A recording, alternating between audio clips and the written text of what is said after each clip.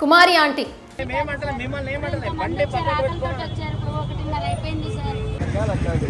గత కొద్ది రోజుల నుంచి అన్ని రకాల సోషల్ మీడియా ప్లాట్ఫామ్స్ లో వినిపిస్తున్న పేరు. ఇవాళ నన్ను ఒక్కదాన్ని అమ్ముకోనికుండా నా ఒక్కదాని వ్యాన్ ఎందుకు ఆపారు? మరి బారు అందరూ అమ్ముకుంటున్నారు, బిజినెస్ చేసుకున్నారు కదా.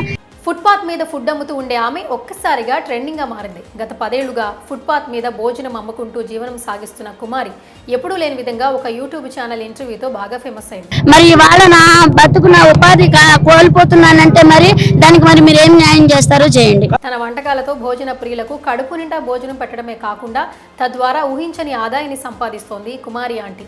ప్రస్తుతం ఈ కుమారి ఆంటీ చిక్కుల్లో పడింది.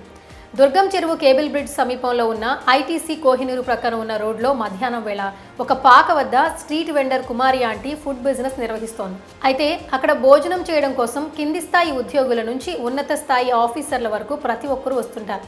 కుమారి ఆంటీగా అందరికీ సుపరిచితురాలైన దాసరి సాయి కుమారి ఫుడ్ బిజినెస్ 3 పువ్వులు 6 కాయలుగా సాగుతుండగా ఆమె సంపాదన, ఆమె అక్కడ వండి తీసుకొచ్చి విక్రయించే తీరుపైన యూట్యూబ్ ఛానల్స్ హల్చల్ చేశాయి. దీంతో కుమారి ఆంటీ తక్కువ సమయంలోనే ఫేమస్ అయిపోయింది. దీంతో ఎక్కడి నుంచో పబ్లిక్ వచ్చి మధ్యాహ్నం వందల సంఖ్యలో అక్కడికి రావడం, ఫుడ్ తినడం మొదలుపెట్టారు. అయితే అదే ఆమెకు ఇబ్బంది అయింది. ఆమె వల్ల అక్కడ ట్రాఫిక్ సమస్య ఏర్పడుతుందని వెంటనే అక్కడి నుంచి తన దుకాణాన్ని తీసివేయాలని ట్రాఫిక్ పోలీసులు హుకుం జారీ చేశారు. మొత్తానికి ఆమె ఫుడ్ బిజినెస్కి ఎసరు పడింది. అయితే ఇక్కడే ఈ వ్యవహారంలో అసలు ట్విస్ట్ నెలకొంది. ఈ వ్యవహారం ప్రస్తుతం రాజకీయంగా మలుపులు తిరుగుతోంది. కుమారి ఆంటీ యూట్యూబ్ ఛానల్ వాళ్లతో మాట్లాడిన ఒక వీడియోలో ఊర్లో జగన్ ఇచ్చిన ఇల్లు మాత్రమే ఉందని పేర్కొన్నారు.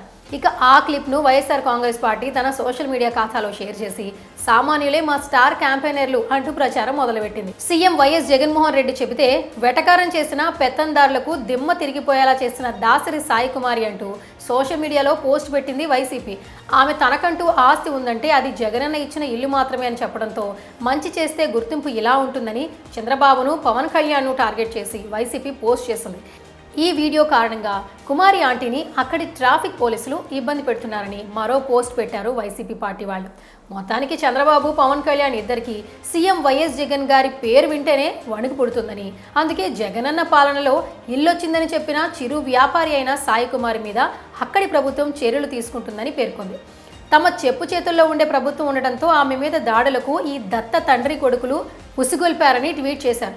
జగనన్న అభిమానిని చూసినా మీకు భయమని చెప్పడానికి ఈ ఒక్క పరిణామం చాలు అంటూ వైసీపీ తన ట్విట్టర్ ఖాతాలో పోస్ట్ చేసింది. దీనికి అదే స్థాయిలో జనసేన నుంచి కూడా కౌంటర్లు వస్తున్నాయి. ప్రస్తుతం ఏపీలో ఈ అంశం హాట్ టాపిక్గా మారింది.